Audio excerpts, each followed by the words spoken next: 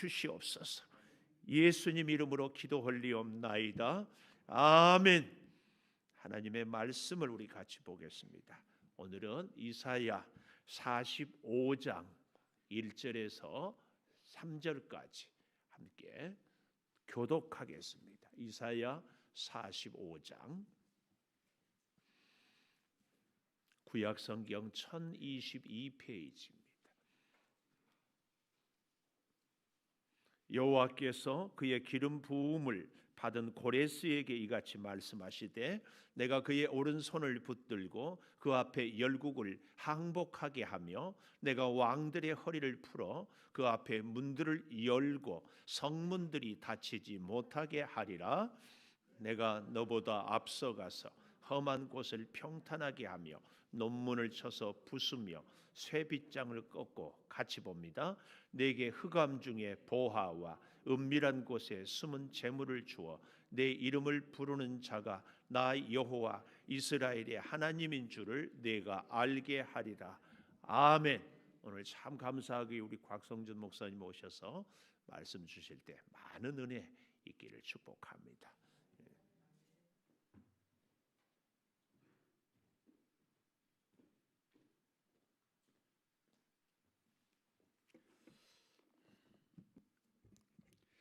얼마 전에 어느 교회 원로 목사님께서 설교하시는 중에 이 말씀을 하시더군요. 당신이 잘 아는 한 기업의 총수가 있는데 우리나라의 굴지의 대기업이라고 그래요.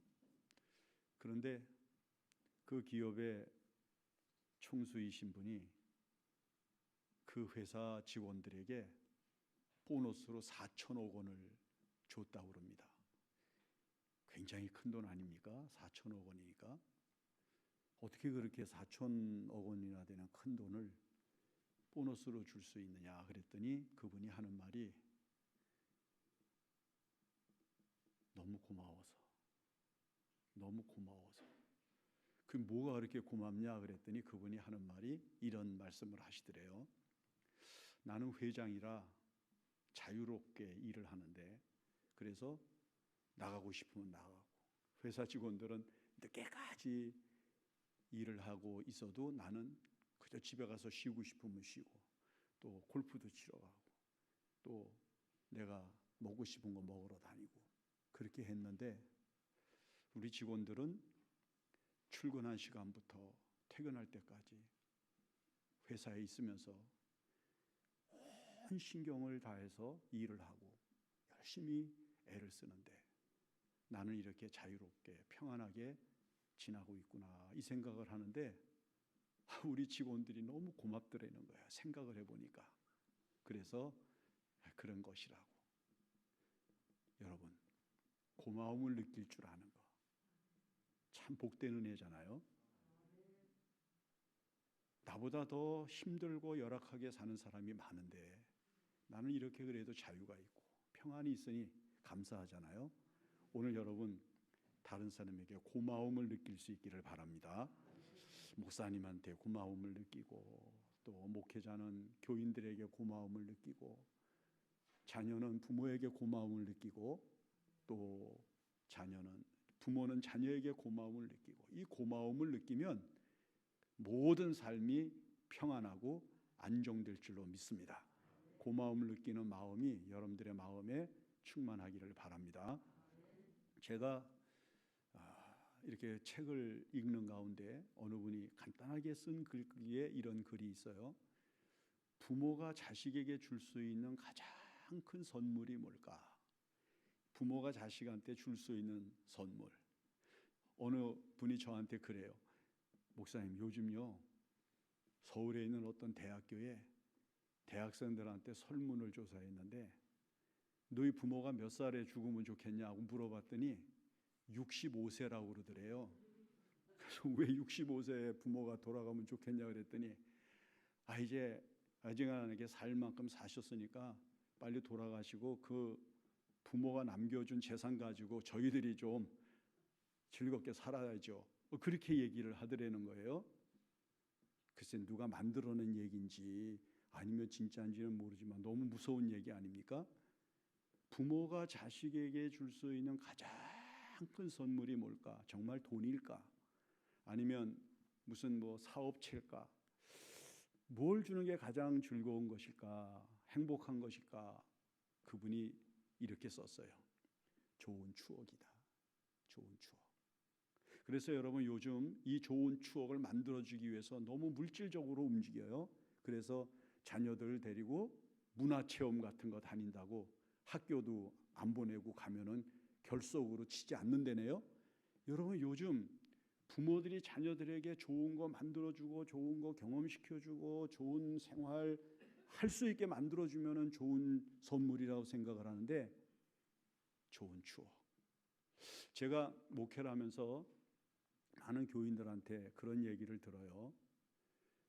제가 옛날에는요 어렸을 때 젊었을 때 교회 안 나간 이유가 있어요. 저희 부모님들이 교회밖에 몰라요. 돈 월급 받아서 제일 먼저 11조부터 하나님 앞에 바친다고 그러지, 뭐 했다 하면 목사님 갖다 드린다고 그러지 교회밖에 몰라요. 그런데요 때가 되니까 그게 가장 큰 선물로 남아요. 그 이야기를 가장 큰 즐거움으로 삼아요. 우리 부모님이 교회 가셔서 우리 위해 기도하고 하나님의 복음 위해서 일하시면서 세상에 빠지지 않고 살아가신 거, 이게 가장 큰 은총이라고, 큰 선물이에요. 여러분 자녀들에게 이 좋은 선물을 꼭 주시기를 바랍니다. 우리 아버지 우리 어머니 교회밖에 몰라, 기도밖에 몰라, 하나님밖에 몰라, 목사님밖에 몰라. 여러분 이 소리 나쁜 게 아닙니다. 여러분들 꼭 좋은 추억을 주시기 바래요. 여러분 우리가 읽은 이 본문의 말씀은 바벨론을 멸망시키고 새로운 제국 파사를 세운 고레스라고 하는 왕에 대한 이야기입니다. 바벨론 제국을 끝내고 페르시아 제국, 성경에는 파사로 되어 있는데 이 파사 제국을 세운 왕이 고레스입니다. 그런데 이 고레스가 제일 먼저 한 일이 뭔가 하면 성경에서 두드러지는 것이 이스라엘 백성들에게 70년 포로 생활 이제 너희 끝내고 이스라엘로 돌아가라. 가서 성전도 짓고 성도 다시 건축하고 다시 너희 민족을 증흥시켜라 보내줬거든요. 그래서 하나님이 고넬료에게 주신 이 은총이 너무 감사하고 너무 커서 하나님이 주신 복이 이 본문의 말씀에 기록되어 있는 겁니다. 이 고넬료가 이 일을 할 수 있었던 이유가 자기가 마음이 좋아서 마음이 넓어서 한 것이 아니라 여기 보면 뭐라고 말씀하는 거 하니 기름 부음을 받았기 때문이다 이렇게 얘기를 해요. 즉 하나님께서 그의 마음을 영으로 감동하시고 성령으로 그 마음을 주장하셔서 이 고레스가 이스라엘 백성들에게 자유를 줘야 되는구나 느끼게 했다는 거예요. 여러분 사람이 세상을 살면서 다른 사람의 자유를 빼앗지 아니하고 억압하지 아니하고 다른 사람에게 자유를 주어 행복하게 살아갈 수 있게 만들어주는 사람은 위대한 위인이 될 수가 있습니다. 여러분 성경에 보세요. 아브라함 링컨 대통령이 왜 유명합니까? 흑인 노예들에게 자유를 주는, 전쟁을 하면서라도 자유를 주는 역사를 이루었기 때문에 미국 사람들이 부동의 1위 가장 존경하는 사람을 이야기하려면 아브라함 링컨 대통령을 이야기하는 거예요. 그런데 보세요. 애굽의 바로 왕은 이스라엘 백성들에게 자유를 주지 않으려고, 해방을 시켜주지 않으려고 얼마나 몸부림을 쳤어요. 그 결과 자기 민족이 망할 지경에 빠지고 하나님이 내리시는 10가지 재앙을 애굽 땅에 베풀게 하고 말지 않습니까? 그러므로 저는 여러분들이 이 세상을 살면서 모든 다른 사람으로 화평하게 지나고 다른 사람의 자유를 존중해지면서 살아가는 복된 사람들이 되시기를 바라요. 다른 사람 부리는 거 좋아하지 마세요. 다른 사람에게 자유를 주고 다른 사람과 더불어 행복하게 살고 다른 사람과 더불어 즐겁게 교류하며 살아가는 영적인 영광이 있어야 진정으로 복을 받는 겁니다.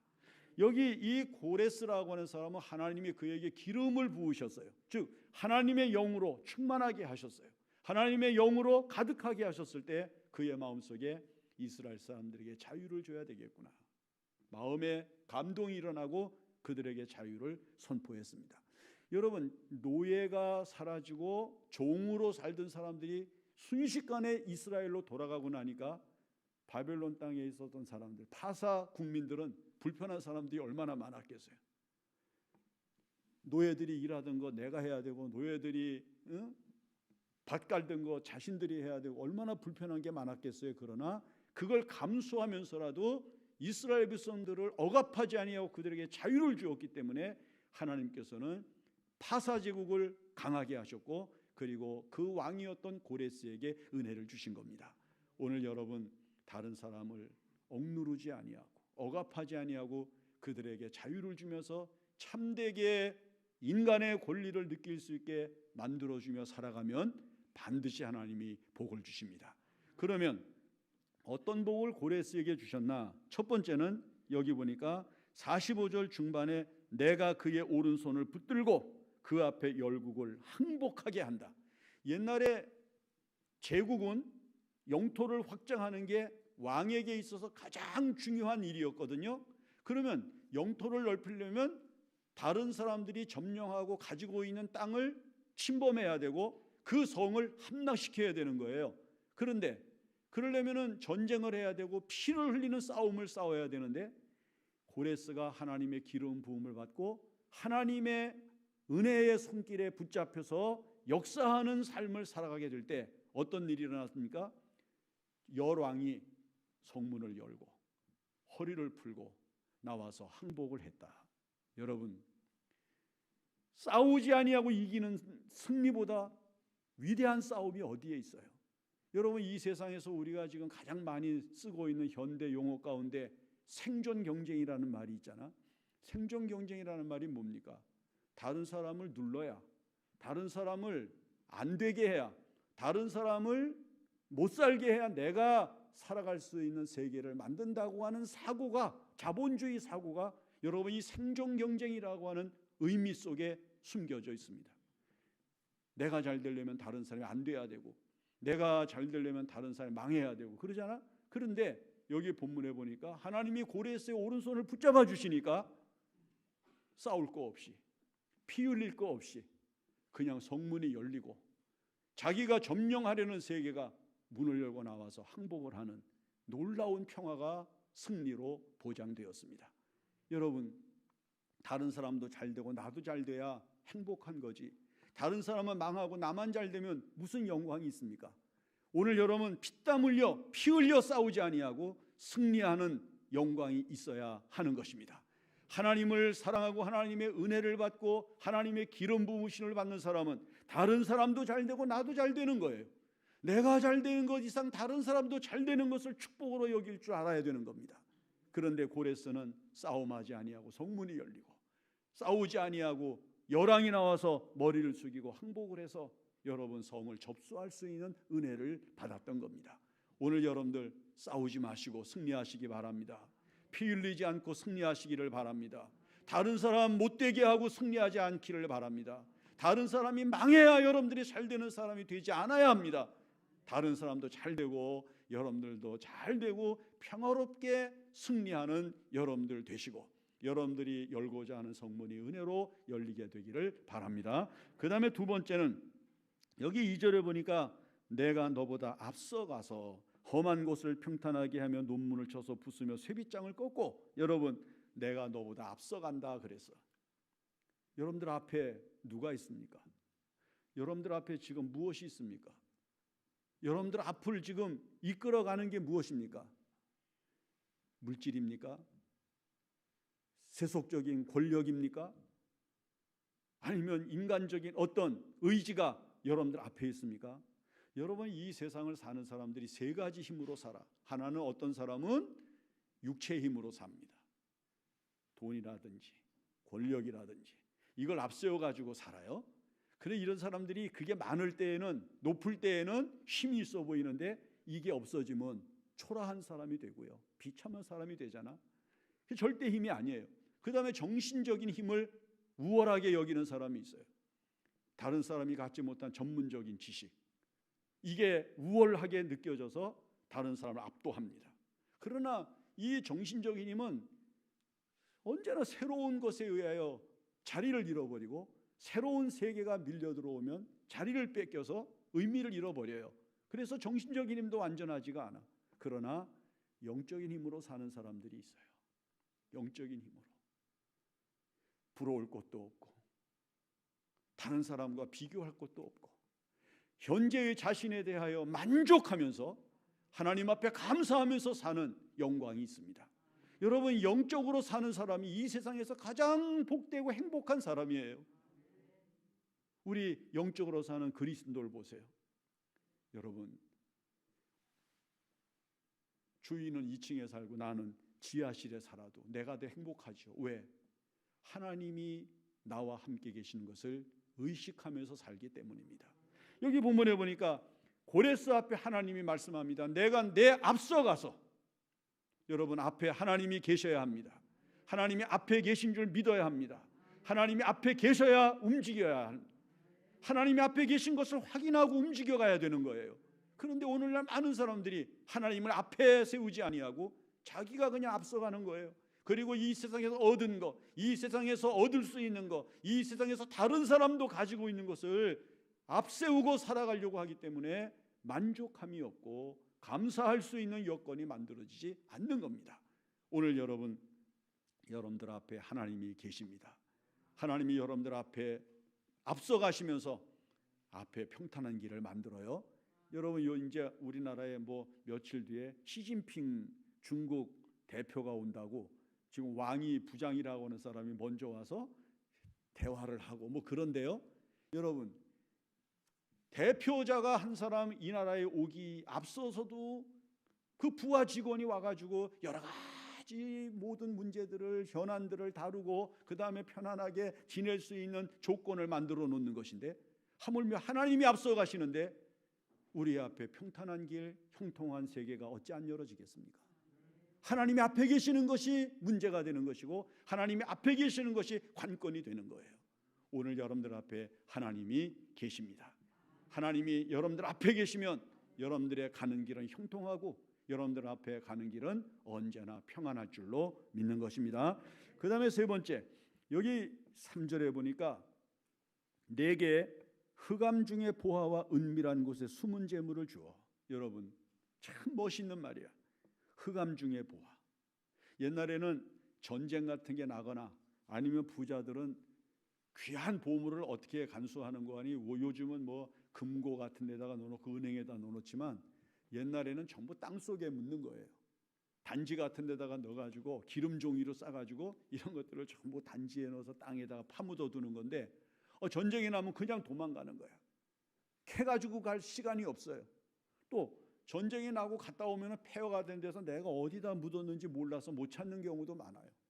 여기 고레스의 앞에 하나님께서 앞서가시면서 그 얘기를 형통하게 하고 평탄케 하실 뿐만 아니라 흑암 중에 감추어져 있는 보화, 은밀한 곳에 숨겨져 있는 재물을 내가 너에게 얻을 수 있게 만들어 주겠다.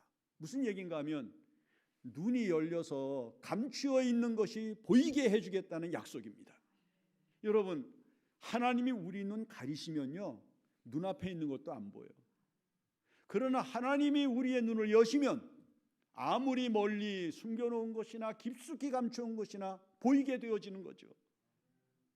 성도 여러분, 관건이 무엇냐 하면 우리의 눈이 열려 있느냐 감겨 있느냐 하는 거예요. 사람의 눈이 열려 있으면 감추어 있는 것이 보이고 은밀한 곳에 숨겨져 있는 것이 드러나게 되는 것이 하나님의 세계인 것을 믿어야 합니다. 우리가 살아가는 이 세상에서 여러분, 어떤 땐 뉴스 같은 데 이렇게 보아보세요. 그 주식 판매하는 그런 데 가서 하루 종일 앉아서 숫자가 오르고 내리고 변하고 하는 거, 그거 하루 종일 보면서 퀭하게 앉아있는 사람들을 보세요. 여러분, 그런다고 해서 부자 되고 그런다고 해서 돈이 많이 쏟아져 들어옵니까? 안 그래. 하나님이 눈을 열어 보게 하셔야 감추어 있는 것이 보이고 숨겨져 있는 것이 내 눈에 들어오는 거예요. 인간이 이 세상을 살아가면서 복되게 살 수 있는 유일한 방법은 하나님께서 눈을 열어주셔야 얻을 수 있는 것을 얻고 찾는 것을 찾게 되는 은혜가 나타나는 것이기 때문입니다. 하나님께서는 고레스가 점령하는 세계를 진군해 갈 때 그 앞에 감추어져 있는 것들이 다 드러나게 하시고 사람들이 숨겨놓았던 모든 은밀한 것들이 드러나게 하셔서 전리품으로 얻게 하셨단 말이에요. 오늘 여러분 이 은혜 받으셔야 합니다. 그래서 내 힘으로 사는 것이 아니라 가면은 보이고 가면은 찾아지고 가면 드러나고 가면은 감추어져 있는 것들이 밖으로 드러나는 은혜를 입어서 여러분 평안하게 살아가는 여러분들 되셔야 됩니다. 하나님께서 여러분들에게 은혜를 주셔서 이 고레스에게 기름을 부으신 이후에 주신 이 은혜가 오늘 여러분들이 이 12월 한 달을 살아가는 동안에 시마다 때마다 끊임없이 나타나는 은총이기를 바라는 것입니다. 기도하십시다. 고마우신 하나님, 우리에게 기름을 부어 주시옵소서.